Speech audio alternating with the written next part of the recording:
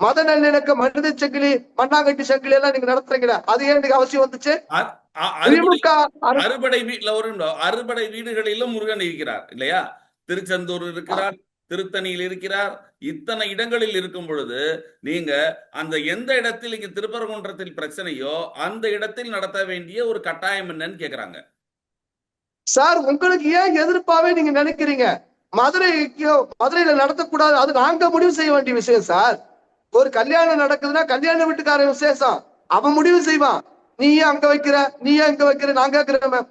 அரசாங்கம், தமிழ்நாடு அரசு, சேகர் பாபு அரசாங்கத்துடைய பணத்துல உதவியோடு அரசு எந்திரங்கள் அத்தனையும் சேர்த்து மக்கள்கிட்ட வசூல் பண்ணி பழனியில மாநாடு நடத்துறீங்க. மாநாடு நடத்துறது அரசாங்கத்துடைய வேலை கிடையாது, அறநிலையத்தினுடைய வேலை கிடையாது. திராவிட மாடல் அரசு எல்லா புகழும் முருகனுக்கு சொன்னபோது இந்த சேகர்பாபு என்று சொன்னார், எல்லா புகழும் முதல்வருக்கு என்று சொன்னார். கடவுள் மறுப்பு முருகன் பெருமானுடைய அந்த மாநாட்டிற்கு, முத்தமிழ் முருகன் மாநாட்டுக்கு முதலமைச்சர் வந்தாரா, துணை முதலமைச்சர் வந்தாரா, யார் வந்தது? அங்க சுகிசிவம் போன்ற எடுபிடிகளை வைத்துக் கொண்டு, வாடகை வாய்களை வைத்துக் கொண்டு இந்து மதத்துக்குள்ளாக இருக்கக்கூடிய முருக வழிபாட்டில பிளவு உருவாக்க அவர்கள் முயற்சித்து திராவிட மாடல் என்று அரசு முத்தமிழ் நல்ல வேலை முருகனை வந்து திராவிட மாடல் சாமின்னு சொல்ல நிறுவனம். இப்போ மதுரையில நடக்கக்கூடிய இந்த விழாக்கள்ல மக்கள் கூட்டம் கூடுறதுனால ஒரு பதட்டம் ஆயிட்டாங்க.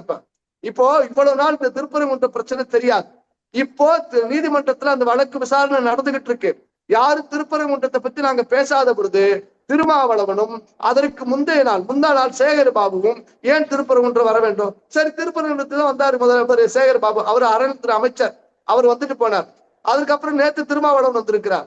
இந்த பிரச்சனைக்கு முழுக்க முழுக்க காரணம் இந்த திராவிட தொங்கி மாடல் சர்க்கார் தான்.